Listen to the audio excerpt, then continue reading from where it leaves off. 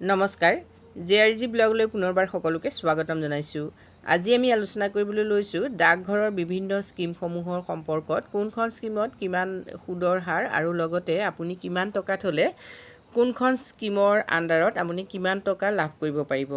যিহেতু ডাকঘৰত যথেষ্টখিনি স্কিম ইতিমধ্যে চলি আছে আৰু যিবিলাক স্কিমৰ সুদৰ হাৰ 3 মাহৰ মূৰে মূৰে সলনি হৈ থাকে।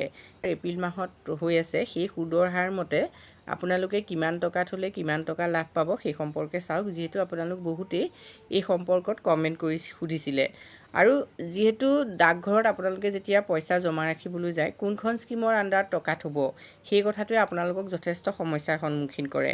এতিয়া প্ৰতিটো স্কিমৰ সম্পৰ্কত ইতিমধ্যে মই আলোচনা কৰিছোঁ। আপোনালোকে মোৰ চেনেলৰ প্লে'লিষ্টৰ যিটো পোষ্ট অফিচ সেই প্লে'লিষ্টত গৈ আপোনালোকে সবিশেষ প্ৰতিখন স্কিমৰ সম্পৰ্কতে জানিব পাৰিব। এতিয়া আজি ভিডিঅ'টোত আমি সমূহীয়াকৈ আপোনালোকক ক'ব খুজিছোঁ যে কোনখন স্কিমৰ আণ্ডাৰত কিমান টকা থ'লে আপুনি কিমান প্ৰফিট পাব। লগতে যিহেতু জুলাই মাহৰ পৰা নতুন সুদৰ হাৰ হ'ব, এতিয়া আপুনি জুলাই মাহলৈ ইনভেষ্ট কৰিবলৈ ৰৈ থাকিব নেকি সেই সম্পৰ্কেও আজি ভিডিঅ'টোতে আমি আলোচনা কৰিম। এতিয়া প্ৰথমতে চাওক চিম্পুল ছেভিং একাউণ্ট, যিটো জেনেৰেল এটা একাউণ্ট হয়, সেইটো একাউণ্ট আপোনালোকে সকলোৱে খুলিব পাৰে। এই চিম্পুল ছেভিং একাউণ্টত যদি আপুনি 1 লাখ টকা জমা থয়, এটা বছৰৰ পাছত আপুনি লাভ পাব 1,04,000 টকা। এতিয়া ইয়াত সুদৰ হাৰ হ'ল বৰ্তমান 4%। যদি আপুনি RD একাউণ্ট খোলে তেতিয়াহ'লে RD একাউণ্টটোত আপুনি যদি মাহে 1000কৈ থয় তেতিয়াহ'লে 5 বছৰৰ পাছত আপোনাৰ লাভ হ'ব 5 বছৰৰ পাছত আপুনি সুদে মূলে ঘূৰাই পাব 70,430 টকা। ইয়াত যিহেতু বৰ্তমান অৱস্থাত সুদৰ হাৰ 6.2%।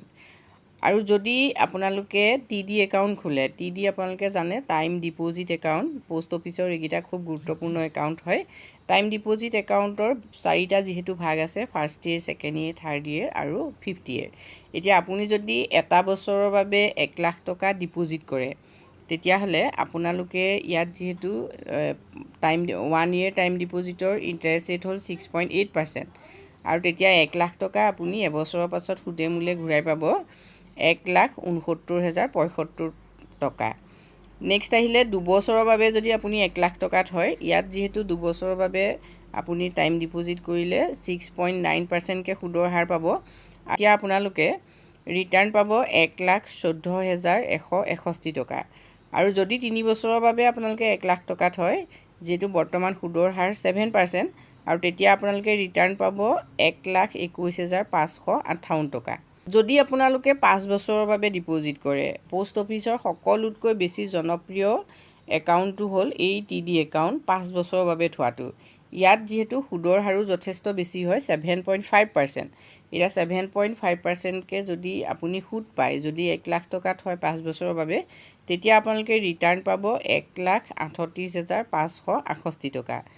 ইয়াৰ পাছত আহিলে MIS একাউণ্ট, যিটো মান্থলি ইনকাম ছেভিং একাউণ্ট হয়। মান্থলি ইনকাম ছেভিং একাউণ্টটোত আপোনালোকে যিহেতু বৰ্তমান অৱস্থাত 7.4%কৈ আপোনালোকে সুদ পাব। আৰু ইয়াত যদি আপোনালোকে 1 লাখ টকাত হয় 5 বছৰৰ পাছত আপুনি ঘূৰাই পাব 1,37,000 টকা। নেক্সট আহিলে SCSS account, senior citizen scheme, এইখন এখন অতি জনপ্ৰিয় আঁচনি ডাকঘৰৰ। এতিয়া এই ছিনিয়ৰ চিটিজেন স্কিমৰ আণ্ডাৰত যদি আপুনি টকা থয়, ইয়াত বৰ্তমান সুদৰ হাৰ 8.2%কৈ চলি আছে। আৰু যদি আপোনালোকে 1 লাখ টকাত হয় 5 বছৰৰ পাছত আপোনালোকে ঘূৰাই পাব 1,41,000 টকা। আৰু যদি আপোনালোকে NSC একাউণ্ট খোলে, নেশ্যনেল ছেভিং চাৰ্টিফিকেট একাউণ্ট, এইটো যথেষ্ট এটা জনপ্ৰিয় আঁচনি হয়।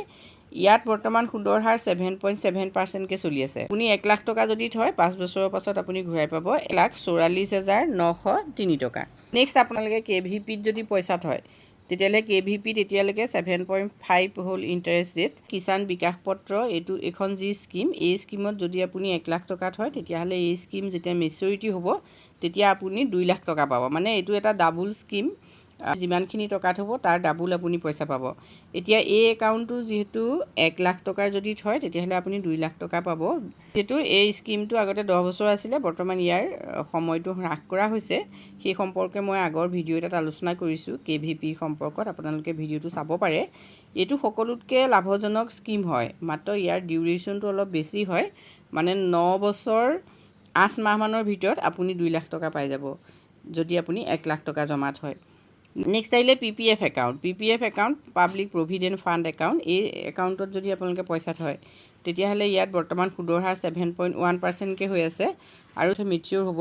মেচিয়ৰিটি সময়ত আপুনি যদি মাহে 1000কৈ থয় তেতিয়াহ'লে 3,15,572 টকা আপুনি পাব। আৰু নেক্সট আহিলে SSY একাউণ্ট, যিটো SSY আপোনালোকে জানে সুকন্যা সমৃদ্ধি যোজনা। এই সুকন্যা সমৃদ্ধি যোজনাৰ যিটো স্কীম, এইটো স্কীম যিহেতু 15 বছৰৰ বাবে ইয়াত পইচা জমা থ'ব লাগে আৰু 21 বছৰত মেচিয়ৰ হয়। এতিয়া এই আঁচনিত যদি আপুনি টকা জমা ৰাখে, বৰ্তমান ইয়াত সুদৰ হাৰ 8.0%কৈ হৈ আছে আৰু তেতিয়া আপোনাৰ সুদে মূলে 21 বছৰত হ'বগৈ 53,09,449 টকা। বৰ্তমান অৱস্থাত যিহেতু পোষ্ট অফিচৰ সুদৰ হাৰ যথেষ্ট ভাল হয়, এতিয়া প্ৰতি 3 মাহৰ মূৰে মূৰে যিহেতু পোষ্ট অফিচৰ সুদৰ হাৰৰ পৰিৱৰ্তন হয়। নেক্সট যিহেতু জুলাই মাহৰ পৰা নতুন ইণ্টাৰেষ্ট ৰেট হ'ব। এতিয়া কথাটো এনেকুৱা হ'ল যে প্ৰতি বছৰে যে চৰকাৰে ইণ্টাৰেষ্ট ৰেট বৃদ্ধি কৰি থাকিব এনে নহয়।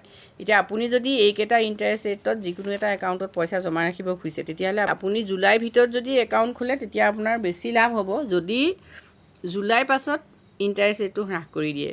যিহেতু পোষ্ট অফিচৰ যিকোনো একাউণ্টত আপুনি যিটো ইণ্টাৰেষ্ট ৰেটত একাউণ্ট খুলিব, সেই ইণ্টাৰেষ্ট ৰেটতে আপুনি আপোনাৰ মেচিয়ৰিটি হোৱালৈকে ইণ্টাৰেষ্ট পাই থাকিব।